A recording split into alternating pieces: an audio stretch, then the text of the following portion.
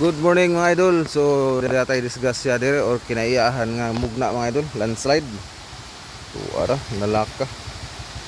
Lakag real tree or akasya. So dire napita mga idol oh. So nanay siya sa Bugang Itom Duero Bohol nga karsada paingon sa Payaw. So mo yung mga mugna sa kinaiyahan mga idol nga dili jud kapugngan bisan pag pinakalami o pinakalig-on nga engineer o kontraktor. Di jud kapugong basta kinaiyahan na ang maningil. So tapadong sa ubos. Sumay na lang no kay wa na angol ni napita pagkahitabo kay tungod ni sa sigig uwan. So kanay mga idol yellow line man ipasabot nga dili ka mo cross ani.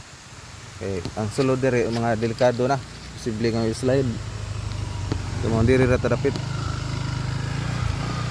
So last time ato nang gi-predict daan nga mo landslide jud. Did kanang diha mo itong gi-predict ko. Nga tinodod na landslide kaning mga batuhan agi ka na si babaw. Papud pa landslide. Nya wa ta kay baw nga diri day ang mas grabe. Grabe ang landslide. LGU municipality. Murag panawagan na pud ni sa atong mga kadagkuan sa gobyerno. Pero kini nga tulay sa province siya. Provincial Engineering Office sa bridges.